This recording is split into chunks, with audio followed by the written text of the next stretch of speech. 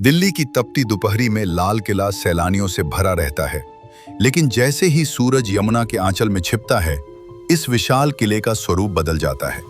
स्थानीय लोग कहते हैं कि यहाँ आज भी उन शहजादों और सिपाहियों की रूहें भटकती हैं जिनका कत्लेआम अंग्रेजों ने 1857 के विद्रोह के दौरान किया था। मुकेश एक पैरानॉर्मल इन्वेस्टिगेटर था। उसे किताबी बातों पर यकीन नहीं था, उसे सबूत चाहिए थे।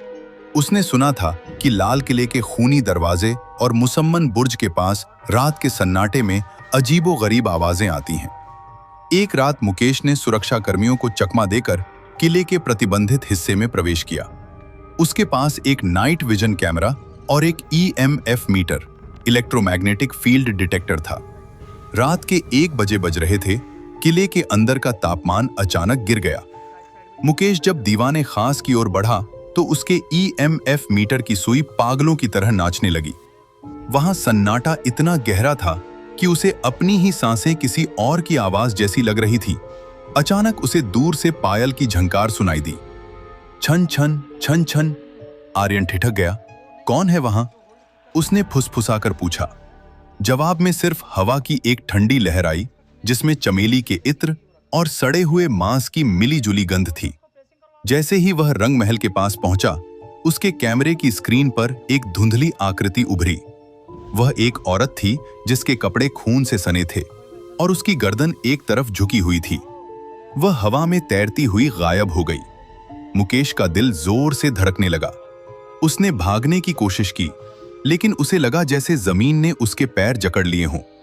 तभी दीवारों से चीखने की आवाजें आने लगीं। ऐसा लग रहा था जैसे सैकड़ों लोग एक साथ दर्द से कराह रहे हों। उसने देखा कि संगमरमर के फर्श पर धीरे धीरे खून रिसने लगा है, वही खून जो सदियों पहले बहाया गया था। अचानक उसे एक भारी आवाज सुनाई दी। तुम यहां क्या ढूंढने आए हो, गुस्ताख? मुकेश ने पीछे मुड़कर देखा। सामने एक साया खड़ा था, एक मुगल सिपाही जिसकी आंखें अंगारे जैसी लाल थीं और उसके हाथ में एक टूटी हुई तलवार थी। वह अदृश्य शक्ति उसे घसीटते हुए काल कोठरी की ओर ले जाने लगी। उसने देखा कि दीवारों के अंदर से हाथ बाहर निकल रहे थे। वे रूहें उसे छू रही थीं, जैसे उसे भी अपना हिस्सा बनाना चाहती हों। मुकेश ने अपनी जेब से एक अभिमंत्रित ताबीज निकाला और चिल्लाकर मंत्र पढ़ने लगा। एक तेज रोशनी हुई और वह साया पीछे हट गया।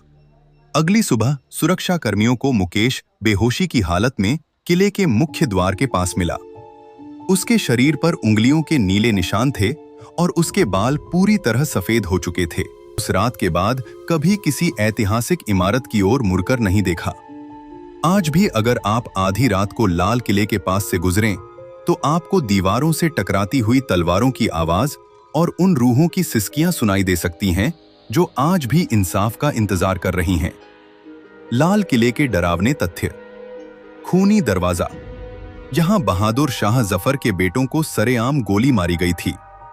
बावली कहा जाता है कि यहां कैद किए गए कैदी आज भी साए के रूप में दिखते हैं। सैनिकों की मार्च।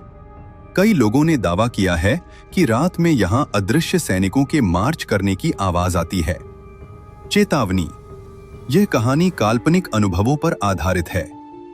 लाल किले में रात को प्रवेश करना कानूनन अपराध है और खतरनाक